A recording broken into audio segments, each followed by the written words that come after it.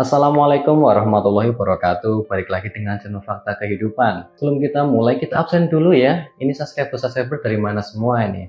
Bisa tulis di kolom komentar ya. Karena kemarin kita udah baca-baca nih komentar-komentar kalian. Katanya ada yang dari Hong Kong, terus Palembang, terus dari Sumatera, Kebumen juga ada, terus Pemalang dan Pekalongan pun banyak.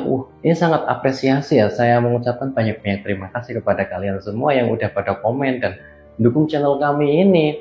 Nah, ini tuh ada kisah nih dari salah satu subscriber kita nih. Ceritanya itu yang intinya atau mengisahkan sejauh apapun kita melangkah di lembah hitam, keluargalah tempat kembali.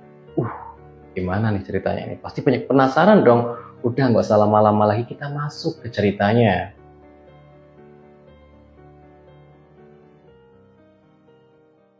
Kisah ini tuh menceritakan seorang wanita yang berjibaku di lembah hitam, di dunia kelam, ataupun dia mempunyai masa lalu yang buruk. Seburuk apapun kisah kita ataupun masa lalu kita yang kita hadapi di kehidupan, memang keluargalah tempat kembali. Sebut saja namanya Vivi. Vivi ini adalah seorang anak dari kepala cabang perbankan. Vivi memang keluarganya itu lumayan keluarga berada. Vivi itu memiliki saudara ataupun adik cowok atau laki-laki yang namanya tuh bagus. Keluarga mereka tuh harmonis. Vivi itu anak yang berpendidikan, terus pinter, berprestasi dalam sekolah. Saat itu tuh Vivi itu baru lulus SMA. Vivi itu adalah kebanggaan tersendiri bagi ayahnya. Anak perempuan satu-satunya berprestasi, pinter pula. Siapa yang nggak bangga punya anak yang kayak gitu kan? Vivi ini dikuliahin di salah satu universitas yang ternama di sana kala itu. Vivi ini memang pinter, jadi masuk perkuliahan ataupun kampus yang ternama itu mudah. Apalagi orang tuanya itu berada, jadi ya semuanya itu gampang lah. Masuklah di sana Vivi. Vivi itu udah diwanti-wanti sebelum kuliah sama orang tuanya atau bapaknya, yang intinya tuh kamu pokoknya kuliah yang bener, jangan macem-macem, cari ilmu, cari pengalaman yang bermanfaat di sana, jauhi hal-hal yang negatif, nggak boleh aneh-aneh. Itu pesan bapaknya kepada Vivi. Vivi memang iyakan, karena memang Vivi ini anaknya penurut. Vivi udah penurut, pinter pula, pantaslah kalau orang tua tuh sayang sama Vivi ini. Vivi kuliah di sana. 1 hari, 2 hari, sampai berbulan-bulan di sana, Vivi kuliah itu normal-normal saja, ya seperti biasa. Memang Vivi itu ya anaknya tuh baik. Dia pun melakukan interaksi ataupun dengan teman-temannya, adaptasi dengan teman-temannya itu gampang, mudah. Vivi memang populer di sana. Pada suatu hari, hingga ketika Vivi itu kenal dengan satu cowok. Cowok itu namanya Fatir. Fatir itu kakak kelasnya Vivi ataupun kakak angkatannya. Dia tuh beda 2 tahun lah, ataupun 2 semester di atasnya, kurang lebih. Fatir ini tuh populer. Dia tuh memang udah jago atlet, jago olahraga, terus aktif juga di organisasi kampus, terkenal lah di sana. Sosok Fatir ini, cowok ganteng, kakak kelasnya si Vivi. Hingga suatu hari memang banyak nih dari kalangan-kalangan wanita atau cewek-cewek kampus ini yang naksir si Fatir. Ya salah satunya yang terpincut hatinya adalah Vivi. Vivi curhat sama temannya, itu ganteng ya Mas Fatir, habis itu pinter lagi, kata si Vivi. Ya iyalah, siapa yang gak naksir dengan dia, loh cowoknya ganteng, udah tuh pinter, ya cocok lah sama kamu. Udah temannya Vivi, enggak aku mampu dengan dia. Lagian kalau aku pinter itu mah di sekolah yang lama di SMA, kalau di sini udah banyak saingannya. Mana mampu aku saingan dengan banyaknya mahasiswi di sini. Merendah, si Vivi itu merendah. Vivi itu akhirnya tuh ikut organisasi yang satu organisasi dengan si Fatir ini. Di organisasi ini, Fatir pun akhirnya akrab sama si Vivi. Fatir. Berkenalanlah mereka di sana. Vivi yang cantik ini tuh akhirnya juga tuh kenalan dengan si Fatir. Tak disangka si Fatir itu juga menyimpan rasa kepada Vivi, namun Fatir nggak mau ngungkapinnya, malu dengan si Vivi, karena ya dia jaga reputasi lah ya di sana. Dia nggak mau terancam reputasinya buruk karena pacaran-pacaran kayak gitu. Apalagi banyak fansnya kan, di Di situ tuh jaga-jaga banget. Pada suatu hari akhirnya tuh si Fatir ini itu lulus kuliah di wisuda. Vivi sama teman-temannya pun datang mengucapkan selamat kepada si Fatir. Bilang ya selamat ya Mas Fatir, udah lulus kuliah, udah jadi wisuda, udah jadi sarjana. Begitulah singkatnya. Dan di sana pun tersangka Vivi itu ditembak sama si Fatir. Si Fatir itu mengungkapkan perasaannya kepada si Vivi bahwa dia menyimpan rasa kepada si Vivi. Ya, Vivi yang memang menyimpan rasa pun malu-malu ngomong iya aku suka juga sama Mas. Kan dia nggak mau. Itu malu-malu. Itu juga jaim juga gitulah. Ya, singkat cerita pelan-pelan tapi pasti akhirnya mereka pun jadian. Waktu si Fatir ini lagi sibuk-sibuknya nyari pekerjaan, dia tuh tetap nyelain waktu buat ketemu si Vivi. Mereka tetap sempet jalan berduaan, ya seperti layaknya pasangan pada umumnya lah seperti itu. Hingga suatu hari, waktu Fatir itu belum mendapatkan pekerjaan, si Vivi itu berencana bahwa akan memperkenalkan sosok Fatir ini kepada si orang tuanya. Padahal si orang tuanya itu udah wanti-wanti jangan dekat-dekat dengan namanya tuh yang mengganggu kuliahnya si Vivi ini. Tapi si Vivi tetap mengajak si Fatir datang.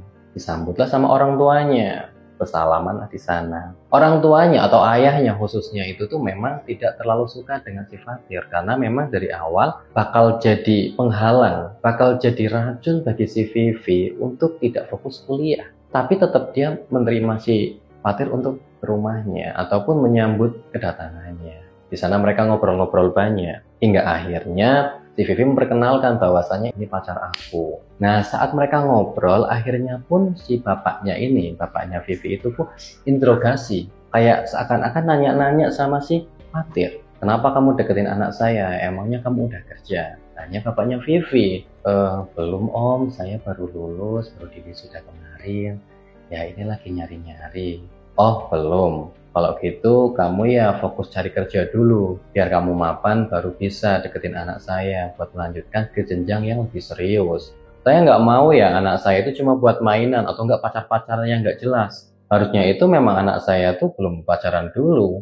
Saya belum perbolehkan buat menjalin hubungan dengan cowok, karena itu akan mengganggu atau merusak fokus dia saat belajar, kata bapaknya tegas.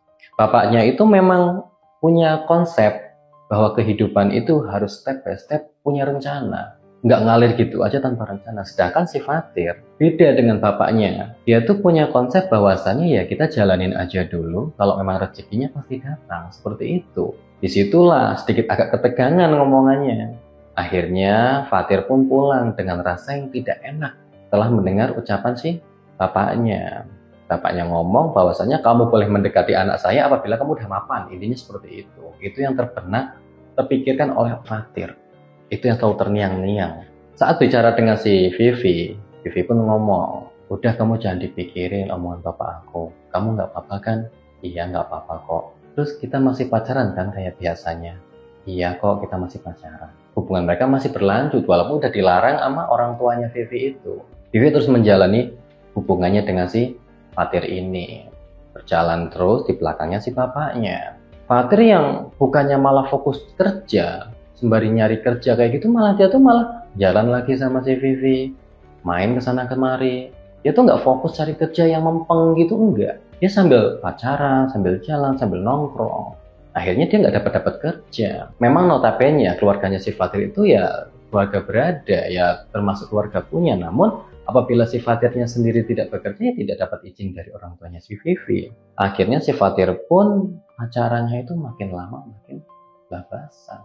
Entah apa setan yang merasuki si Fatir dan si Vivi, mereka melakukan hal yang tidak senonoh di dalam mobil pada suatu malam itu. Dan itu tidak terjadi 1-2 kali. Setiap dia jalan pasti melakukan hal itu. Hingga akhirnya si Vivi dinyatakan hamil. Kabar itu seperti guncangan yang sangat besar bagi si Vivi. Dia takut mengecewakan orang tuanya. Orang tuanya udah nguliahin dia benar-benar, didik dia benar-benar. Kemana Vivi yang dulu?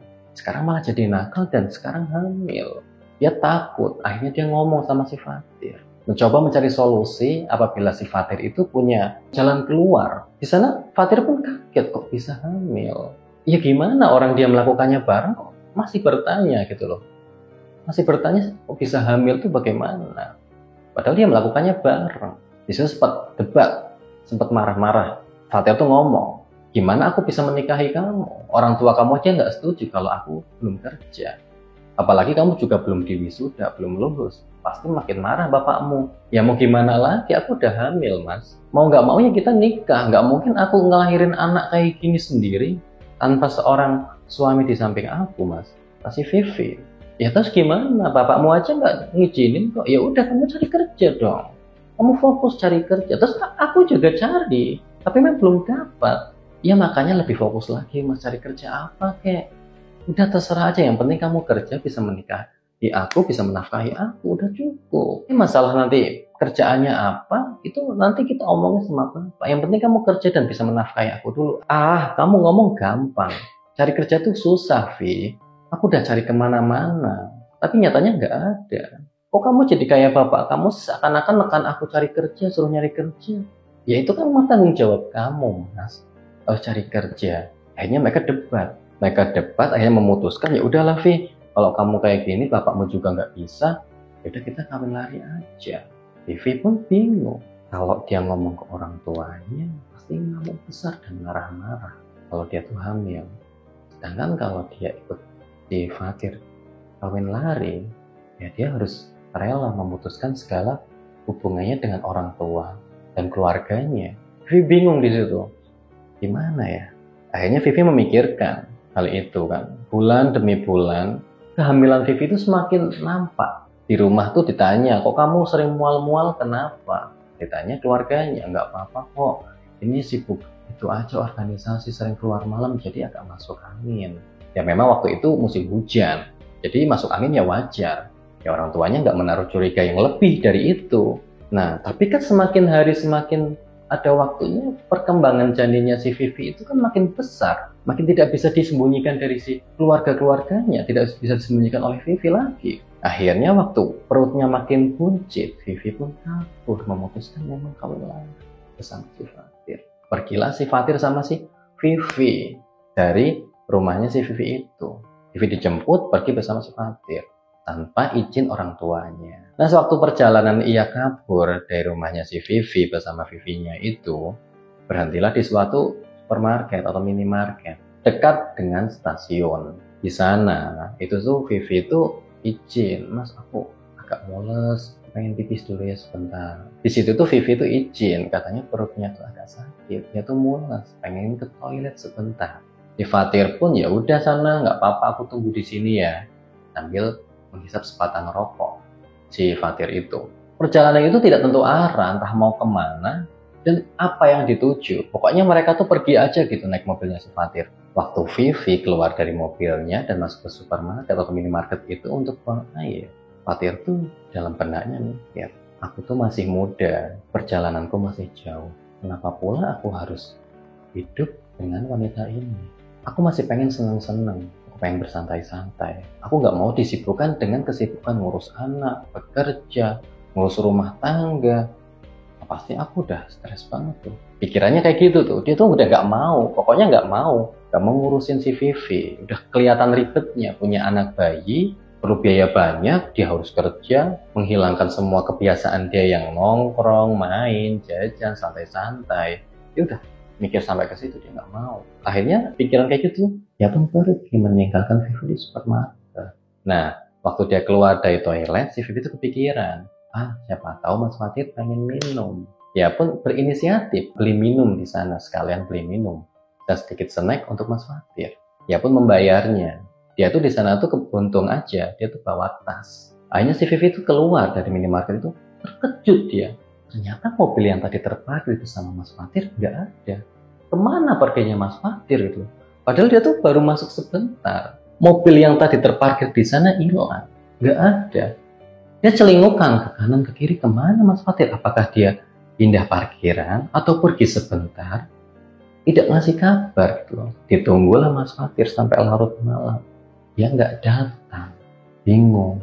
Akhirnya terbesit di pikiran dia, ternyata aku tertipu. Aku ditipu oleh pacarku sendiri, Mas Fatir. Padahal aku tengah mengandung janin dia gitu loh, yang udah mulai membesar. Kenapa dia tega gitu dengan aku yang mengandung anak dia gitu loh. Akhirnya si Vivi itu bingung mau pulang kemana, aku nggak tahu. Pulang ke rumah pun nggak mungkin dengan perut yang besar seperti ini gitu. Nggak mungkin aku datang ke rumah. Orang tua aku mau ngomong apa? Pasti ngamuk sejadi-jadinya.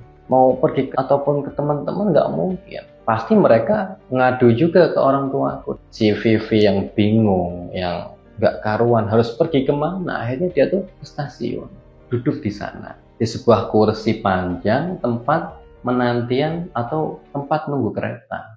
Duduklah di sana. Kadang sekali-kali dia berbaring saat dia mulai lelah. Akhirnya malam pun tiba. Dia nginep di sana.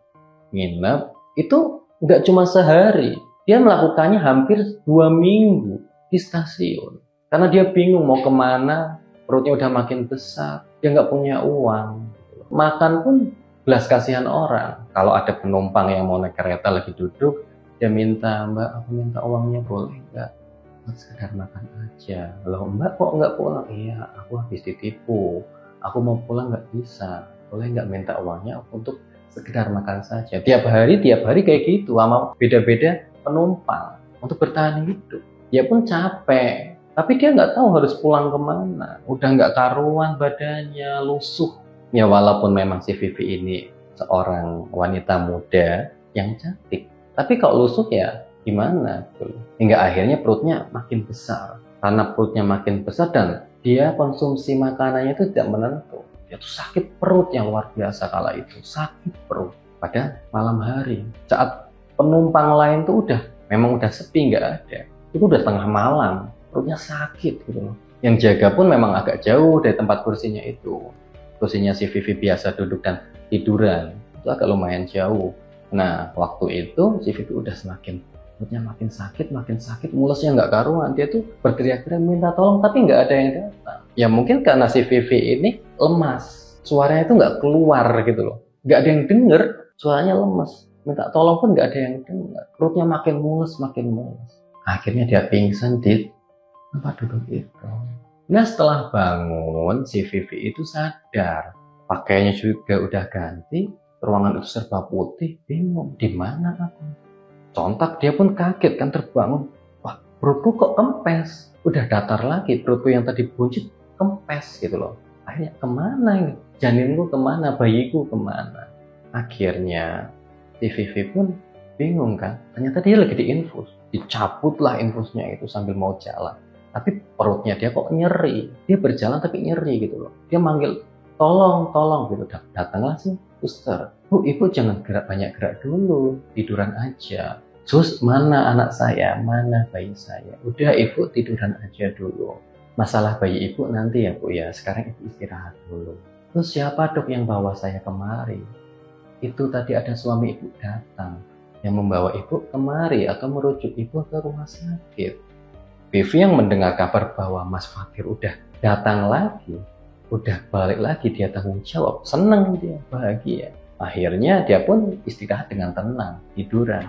Keesokan harinya, dokter bercerita bahwasanya bayi yang dikandung itu mengalami keguguran karena mengkonsumsi makanan yang tidak sehat. Wajar sajalah, Vivi hidup terlontang-lantung, makan makanan yang nggak jelas. Gimana dengan keadaan bayi atau janin yang dikandung? Padahal ibu hamil harusnya kan gizi dan nutrisinya harus dijaga, istirahatnya harus teratur. Udah tidurnya sembarangan tempat, makanannya juga mengkonsumsi apa adanya. Ya udah, gizinya nggak karuan. Akhirnya dinyatakan gugur janinnya. Nah, akhirnya sambil memperlihatkan bahwa sosok pria yang mengantarnya datang ke sini. "Ini bu, suami ibu." Vivi yang melihat sambil lagi syok menangis. Itu nggak jelas, remeng-remeng. Karena matanya penuh dengan air mata. Apakah itu Mas Fatir? Rasanya Mas Fatir bukan seperti ini. Apakah dia sudah berubah dalam jangka waktu yang tidak lama? Kurang dari 1 bulan dia sudah berubah.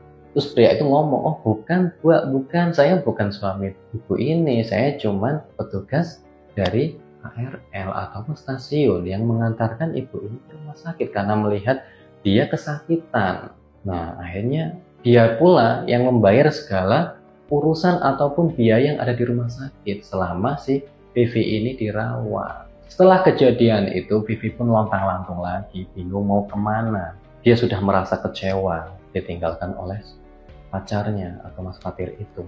Dia udah kecewa, orang yang dicintainya itu begitu tega. Saat dia mengandung, malah ditinggalkan. Vivi yang udah mikirin hal-hal negatif, yang pikiran yang tadi dia itu sesali selama ini, kenapa bisa bertemu dengan si Fatir, kenapa bisa terpaut oleh cintanya, termakan oleh cinta, dan akhirnya seperti ini.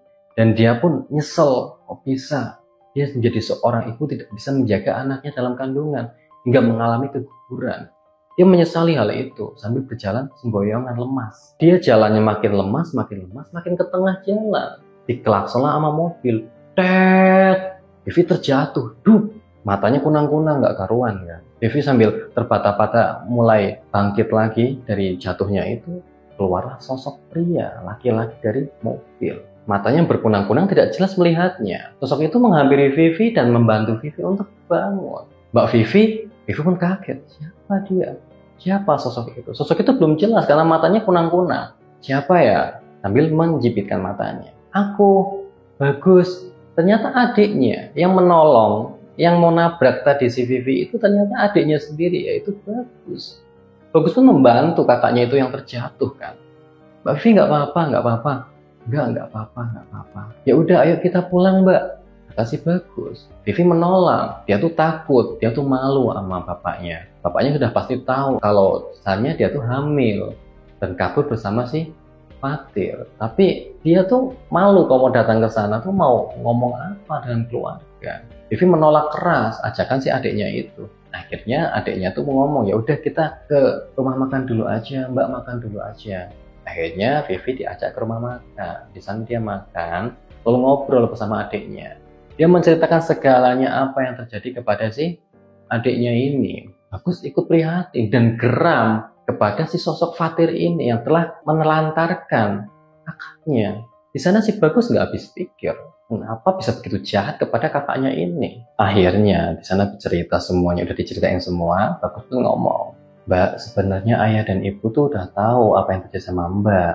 Tapi ya begitu, memang orang tua tuh memang punya pemikiran sendiri.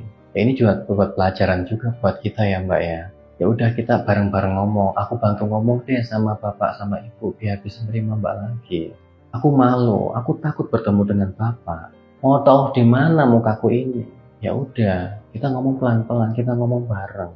Jujur, orang tua kita tuh sayang sama kita, sama Mbak. Mereka juga khawatir kok, selalu nanyain Mbak, selalu nanyain kabar. Cuman ya emang nggak ada akses aja buat nemuin Mbak. Jadi ya kita ngomong pelan-pelan aja, kita bareng-bareng ngomong dan kembali ke keluarga. Ya udah Mbak kan tahu sejauh apa kita melangkah pergi. Tempat pulang kita adalah rumah Mbak. Jadi ya apapun yang terjadi dengan Mbak, kita sekeluarga itu udah siap. Kita siap menerima Mbak kembali. Nah akhirnya si Vivi pun pulang. Ya mungkin ada sedikit gesekan-gesekan di sana. Namun keluarga Vivi itu menerimanya apapun yang terjadi dengan anaknya itu. Bagaimanapun pula, Vivi adalah darah daging dari mereka. Jadi ya semarah-marah apapun, sekecewa apapun orang tua terhadap anak, mereka tetap menyayangi anaknya. Nah begitulah kisahnya, kisah si Vivi. Ya semoga kita bisa mengambil hikmah dan nilai-nilai penting hidupnya yang ada di sana buat pelajaran kita sendiri ya. Siapa tahu ada dari salah satu kalian atau salah satu subscriber kita yang mau ngirimin kisah-kisahnya ataupun cerita-cerita unik kalian yang penuh manfaat itu, kalian bisa ngirimin lewat WA ataupun Instagram di bawah ini ya. Nah, kami tunggu ya cerita-cerita kalian dan tunggu video-video kita berikutnya. Sekian dari saya. Wassalamualaikum warahmatullahi wabarakatuh.